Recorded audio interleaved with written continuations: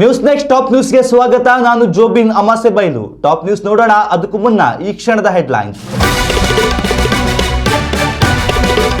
ರಾಜ್ಯ ಸರ್ಕಾರದೊಂದಿಗಿನ ಸಂಧಾನ ಮಾತುಕತೆ ವಿಫಲ. ನಾಳೆಯಿಂದ ಸಾರಿಗೆ ನೌಕರರ ಮುಷ್ಕರ ಆರಂಭ. ಪ್ರಯಾಣಿಕರಿಗೆ ಬಸ್ ಸಂಚಾರದಲ್ಲಿ ವ್ಯತ್ಯಯ. ದುಬಾರೆ ಆನೆ ಶಿಬಿರದಲ್ಲಿ ದುರಂತ ಪ್ರಕರಣ. ಪ್ರವಾಸಿಗರಿಗೆ ಅರಣ್ಯ ಇಲಾಖೆಯಿಂದ ಹೊಸ ನಿಯಮ. 100 ಅಡಿ ದೂರದಿಂದಲೇ ಗಜಪಡೆ ವೀಕ್ಷಣೆ ಕಡ್ಡಾಯ. ಮದ್ಯಪ್ರಿಯರಿಗೆ ಭರ್ಜರಿ ಗುಡ್ ನ್ಯೂಸ್. ರಾಜ್ಯದಲ್ಲೇ ಬಿಯರ್ ಬೆಲೆ 80 ರೂಪಾಯಿವರೆಗೆ ಇಳಿಕೆ. ದೇಶದಲ್ಲೇ ಮೊದಲ ಬಾರಿಗೆ ಕರ್ನಾಟಕದಲ್ಲಿ ಎಐಬಿ ತೆರಿಗೆ ಜಾರಿ. ರಾಜ್ಯದ 7 ಜಿಲ್ಲೆಗಳಿಗೆ ಆರೆಂಜ್ ಅಲರ್ಟ್. ಮೇ 21ರವರೆಗೂ ಕಾದಿದೆ ಭಾರೀ ಮಳೆ ಮುನ್ಸೂಚನೆ. ರಾಜಧಾನಿಯಲ್ಲಿ ಬಿರುಗಾಳಿ ಸಹಿತ ವರುಣನ ಆರ್ಭಟ. ಈ ಬಾರಿಯೂ ಕಪ್ ಆರ್ಸಿಬಿಯದ್ದೇ. ಸ್ಫೋಟಕ ಭವಿಷ್ಯ ನುಡಿದ ವೀರೇಂದ್ರ ಸೆಹವಾಗ್. ಅಭಿಮಾನಿಗಳು ಫುಲ್ ಖುಷ್. ರಾಜ್ಯ ಸರ್ಕಾರ ಹಾಗೂ ಸಾರಿಗೆ ನೌಕರರ ಸಂಘಟನೆಗಳೊಂದಿಗೆ ನಡೆದಿದ್ದ ಸಂಧಾನ ಮಾತುಕತೆ ವಿಫಲಗೊಂಡಿದ್ದು, ನಾಳೆಯಿಂದ ಸಾರಿಗೆ ನೌಕರರು ವಿವಿಧ ಬೇಡಿಕೆಗಳ ಈಡೇರಿಕೆಗೆ ಆಗ್ರಹಿಸಿ ರಸ್ತೆಗಿಳಿಯುವುದು ಪಕ್ಕಾ ಆಗಿದೆ. ಒಂದೆಡೆ ನೌಕರರು ತಮ್ಮ ಬೇಡಿಕೆಗಳಿಗಾಗಿ ಪಟ್ಟು ಹಿಡಿದಿದ್ದರೆ, ಮತ್ತೊಂದೆಡೆ ಸರ್ಕಾರವು ಕಠಿಣ ಕ್ರಮಗಳಿಗೆ ಮುಂದಾಗಿದ್ದು, ರಾಜ್ಯದಲ್ಲಿ ಸಾರಿಗೆ ವ್ಯವಸ್ಥೆ ಸಂಪೂರ್ಣ ಸ್ತಬ್ಧಗೊಳ್ಳುವ ಆತಂಕ ಎದುರಾಗಿದೆ. ಇತ್ತ ಸರ್ಕಾರವು ನಾಳೆ ಎಲ್ಲ ಸಾರಿಗೆ ನೌಕರರು ಕಡ್ಡಾಯವಾಗಿ ಸೇವೆಗೆ ಹಾಜರಾಗಬೇಕು ಎಂದು ಕಟ್ಟುನಿಟ್ಟಿನ ಆದೇಶ ಹೊರಡಿಸಿದೆ. ಒಂದು ವೇಳೆ ಸೇವೆಗೆ ಹಾಜರಾಗದೆ ಹೋದಲ್ಲಿ ವೇತನ ಕಡಿತ ಸೇರಿದಂತೆ ವಿವಿಧ ಕಠಿಣ ಕ್ರಮಗಳನ್ನು ಕೈಗೊಳ್ಳುವುದಾಗಿ ಎಚ್ಚರಿಕೆ ನೀಡಿದೆ. ಆದರೆ ಇದಕ್ಕೆ ಸಾರಿಗೆ ಇಲಾಖೆ ಸಂಘಟನೆ ಕ್ಯಾರೆ ಎಂದಿಲ್ಲ ಎನ್ನಲಾಗಿದ್ದು, ನಾಳೆ ಬೀದಿಗಿಳಿದು ಸರ್ಕಾರದ ವಿರುದ್ಧ ಆಕ್ರೋಶ ಹೊರಹಾಕಲು ಸರ್ವಸಿದ್ಧತೆ ನಡೆಸಿವೆ ಎನ್ನಲಾಗಿದೆ. ಇನ್ನು ಸಾರಿಗೆ ನೌಕರರ ಬೇಡಿಕೆ ಯಾವುದು ಅನ್ನೋದನ್ನು ನೋಡೋದಾದ್ರೆ, ಸಾರಿಗೆ ನೌಕರರ ಒಕ್ಕೂಟಗಳು ಜನವರಿ 2024ರಿಂದ ಅನ್ವಯವಾಗುವಂತೆ 25% ವೇತನ ಪರಿಷ್ಕರಣೆಗೆ ಆಗ್ರಹಿಸುತ್ತಿವೆ. ಆದರೆ ಸರ್ಕಾರವು ಕೇವಲ 7ರಿಂದ 12.5% ಮಾತ್ರ ಹೆಚ್ಚಳ ಮಾಡಲು ಸಿದ್ಧವಾಗಿರುವುದಾಗಿ ಹೇಳಿರುವುದು ಸಂಧಾನ ಮುರಿಯಲು ಮುಖ್ಯ ಕಾರಣವಾಗಿದೆ. ಕೋವಿಡ್ ಅವಧಿಯ 38 ತಿಂಗಳ ಬಾಕಿ ಉಳಿದಿರುವ ವೇತನದ ಆರ್ಯರ್ಸ್ ಮೊತ್ತ 1,272 ಕೋಟಿ ರೂಪಾಯಿ ಆಗಿದ್ದು, ಇದನ್ನು ಒಂದೇ ಕಂತಿನಲ್ಲಿ ಬಿಡುಗಡೆ ಮಾಡಬೇಕೆಂದು ನೌಕರರು ಒತ್ತಾಯಿಸುತ್ತಿದ್ದಾರೆ. ಆದರೆ ಈ ಬೇಡಿಕೆಗಳಿಗೆ ಸರ್ಕಾರ ಒಪ್ಪಿಗೆ ನೀಡಿಲ್ಲ ಎನ್ನಲಾಗಿದೆ. ಕೆಎಸ್ಆರ್ಟಿಸಿ, ಬಿಎಂಟಿಸಿ, ವಾಯುವ್ಯ ಮತ್ತು ಕಲ್ಯಾಣ ಕರ್ನಾಟಕ ಸಾರಿಗೆ ನಿಗಮಗಳ ಬಸ್ಗಳು ನಾಳೆ ರಸ್ತೆಗಿಳಿಯುವುದು ಬಹುತೇಕ ಡೌಟ್ ಆಗಿದೆ. ಸಾರ್ವಜನಿಕ ಸಾರಿಗೆ ಸೇವೆಗೆ ಅಡ್ಡಿಪಡಿಸುವುದನ್ನು ತಡೆಯಲು ರಾಜ್ಯ ಸರ್ಕಾರವು ತಕ್ಷಣದಿಂದಲೇ ಜಾರಿಗೆ ಬರುವಂತೆ ಕರ್ನಾಟಕ ಅತ್ಯವಶ್ಯಕ ಸೇವೆಗಳ ನಿರ್ವಹಣಾ ಕಾಯ್ದೆ ಎಸ್ಕಾ ಅಸ್ತ್ರ ಪ್ರಯೋಗಿಸಿದೆ.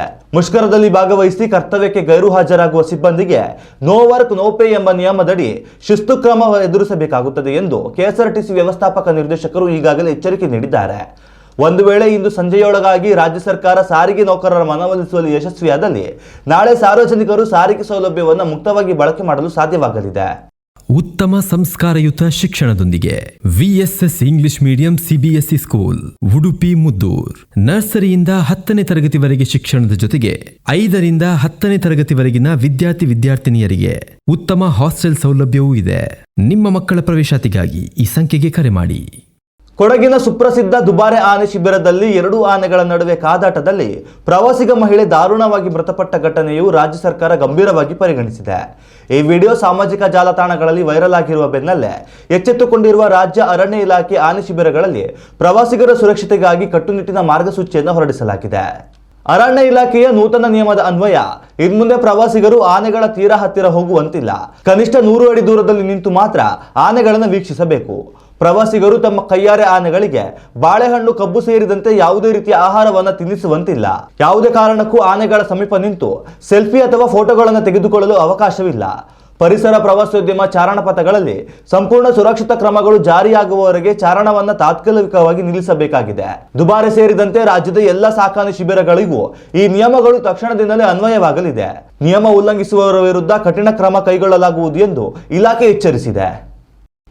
ರಾಜ್ಯದ ಬಿಯರ್ ಪ್ರಿಯರಿಗೆ ಭಾರಿ ಸಿಹಿ ಸುದ್ದಿಯೊಂದು ದೊರಕಿದೆ. ರಾಜ್ಯದಲ್ಲಿ ಹೊಸದಾಗಿ ಜಾರಿಗೆ ತರಲಾಗಿರುವ ಆಲ್ಕೋಹಾಲ್ ಇನ್ ಬೇವರೇಜ್ ತೆರಿಗೆ ಪದ್ಧತಿಯಿಂದಾಗಿ ಪ್ರಮುಖ ಬ್ರ್ಯಾಂಡ್ಗಳ ಬಿಯರ್ ಬೆಲೆಯಲ್ಲಿ ಗರಿಷ್ಠ 80 ರೂಪಾಯಿವರೆಗೆ ಭಾರಿ ದಂಡ ಕಡಿತವಾಗಿದೆ. ಮದ್ಯದ ಮೇಲೆ ಇಂತಹ ತೆರಿಗೆ ಪದ್ಧತಿಯನ್ನ ದೇಶದಲ್ಲೇ ಮೊದಲ ಬಾರಿಗೆ ಕರ್ನಾಟಕ ಸರ್ಕಾರ ಪರಿಚಯಿಸಿದೆ. ಈ ಮೊದಲು ಕರ್ನಾಟಕದಲ್ಲಿ ಲೀಟರ್ ಆಧಾರದ ಮೇಲೆ ತೆರಿಗೆ ವಿಧಿಸಲಾಗುತ್ತಿತ್ತು. ಆದರೆ ಅಬಕಾರಿ ಆದಾಯ ಹೆಚ್ಚಿಸಲು ಹೊಸ ಮಾರ್ಗ ಕಂಡುಕೊಂಡಿರುವ ರಾಜ್ಯ ಸರ್ಕಾರ ಇನ್ಮುಂದೆ ಆಲ್ಕೋಹಾಲ್ ಪ್ರಮಾಣ ಆಧರಿಸಿ ಟ್ಯಾಕ್ಸ್ ವಿಧಿಸಲಿದೆ.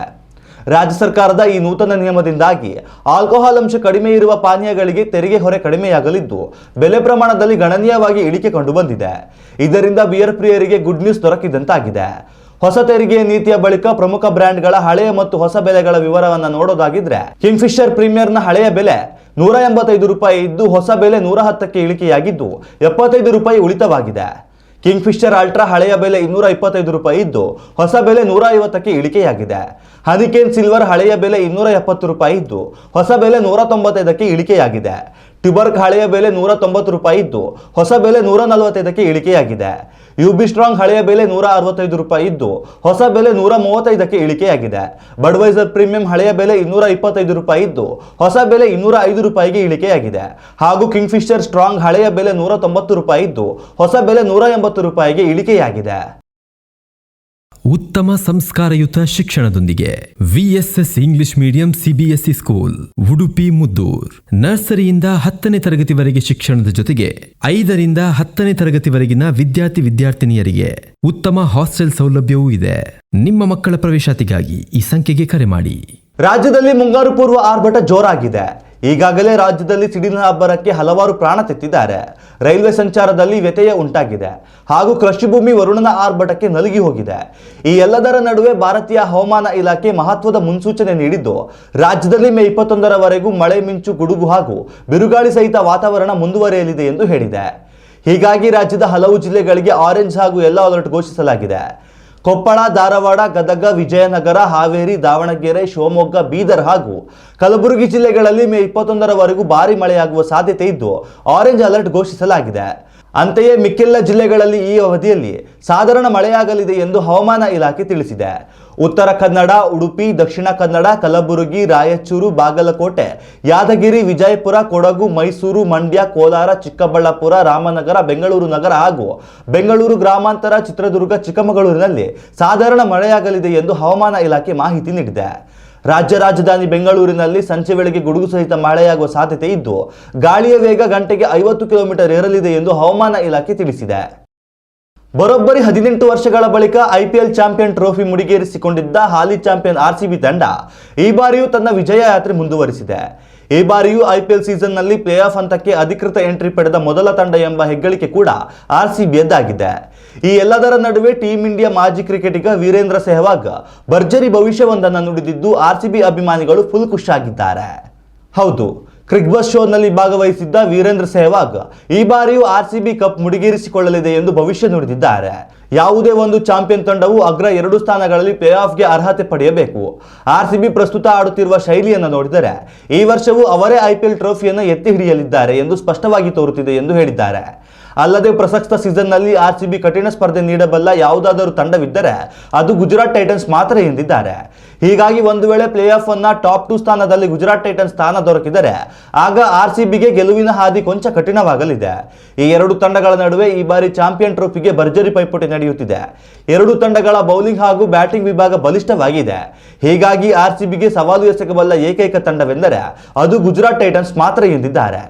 ಆರ್ಸಿಬಿ ತಂಡವು ಟೂರ್ನಿಯಲ್ಲಿ ಇದುವರೆಗೆ ಆಡಿರುವ 13 ಪಂದ್ಯಗಳಲ್ಲಿ 9 ಜಯ ಹಾಗೂ 4 ಸೋಲುಗಳೊಂದಿಗೆ ಒಟ್ಟು 18 ಅಂಕಗಳನ್ನು ಕಲೆ ಹಾಕಿರುವ ಆರ್ಸಿಬಿ ಅಂಕಪಟ್ಟಿಯಲ್ಲಿ ಅಗ್ರಸ್ಥಾನದೊಂದಿಗೆ ಮುನ್ನುಗ್ಗುತ್ತಿದೆ. ಇನ್ನಷ್ಟು ತಾಜಾ ಸುದ್ದಿಗಳಿಗಾಗಿ ನೋಡ್ತಾ ಇರಿ ನ್ಯೂಸ್ ನೆಕ್ಸ್ಟ್. ಇದು ವರ್ತಮಾನದ ಕೈಗನ್ನಡಿ. ಉತ್ತಮ ಸಂಸ್ಕಾರಯುತ ಶಿಕ್ಷಣದೊಂದಿಗೆ VSS English medium CBSE school Udupi Muddur.